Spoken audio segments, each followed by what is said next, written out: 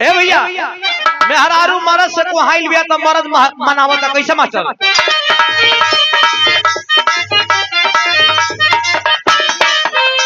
मेहरारू से मरद कहता का परेशानी बाटे बोला गुजरिया।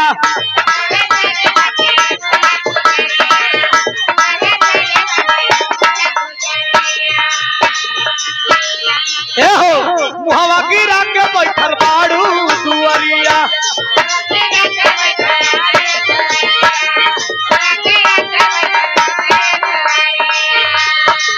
का परेशानी बाटे बोला गुजरिया मुहवा गिरा के बैठल बाड़ू दुआरिया। मेहरारू कहे कि सुना हमार जीव मत जरावो। मेहरारूआ कहत का दिया होला पसीना भीग जाला अलगिया।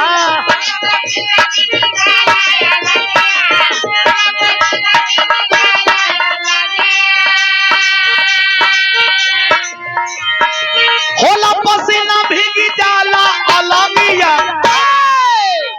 मेहरारूआ कहतिया का कहतिया जनवा मार हो गरमिया। ऐसे ना हो। कैसे है यार? तनी वीडियो कॉल में आवा। वीडियो कॉल मतलब तनी हिला के आवा जैसे मोबाइलिया में देखी ल जा।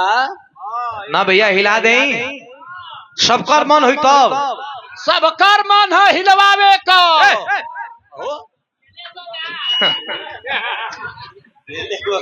हमारे बल्लू भैया फगुइया के धरती से ना टल्लू ए भाई तनी उनहू के आइए तना ठीक बा आपो का मन बा हिला दे हो।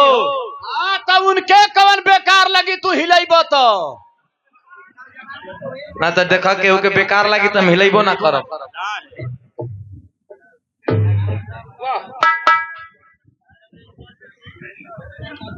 काराजी तब्बे हम बिया हम तो यो सोचन की यहाँ जगह तनी छोड़ के ऐसे कि तनी हम वहां बैठ जाए पीछे बैठ जाए। ऐसे कि हम चाहते नहीं कि हमारा बिया में राष्ट्रीय अध्यक्ष जी आशीर्वाद का हालांकि पॉसिबल नहीं थे बा पॉसिबल जब पॉसिबल बात तो ठीक है बा भैया।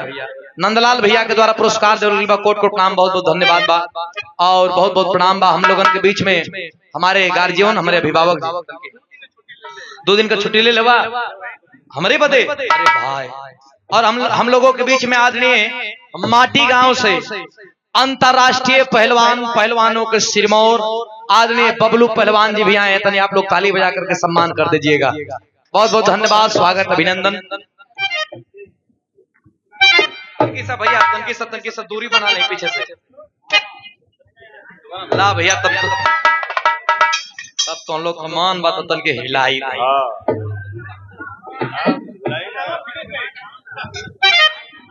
ऐसे क्या हिला लो हम देखो कम कर दिले बने का है ऐसे गर्मी बा गर्मी आ जाता ना। अरे कमजोरी के लक्षण बा भैया मेन बात ये है।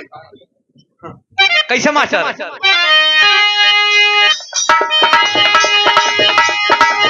अरे होला पसीना भीग जाला अलगिया। होला पसीना भीग जाला अलगिया।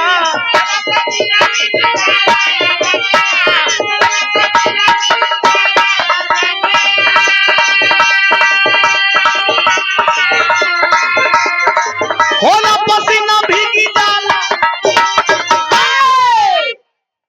ई का है? ई हैंड ब्रेक हो। अरे सुधीर लाल का कमर है। अच्छा नहीं जाने। ए हो अरे जनम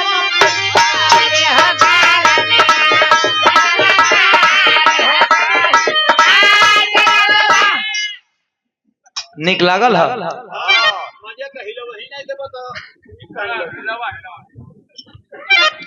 और क्या कहना। आदरणीय प्रधान जी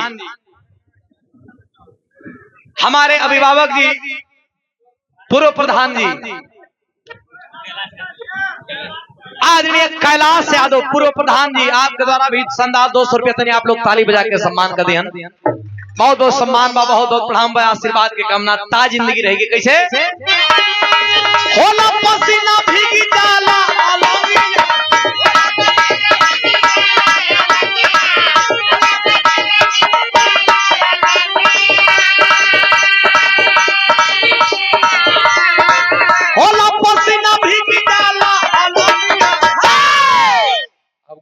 खिलाए भरे जगह नहीं के जगह पे काला दिखा देवे के बाद ए हो अरे जन्म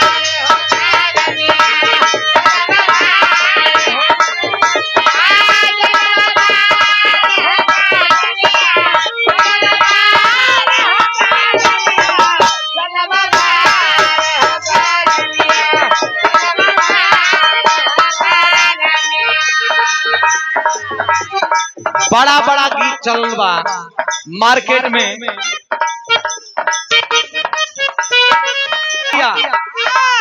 हमरे राजू भैया के द्वारा पुनः पुरस्कार आइल बा कोट कोट नाम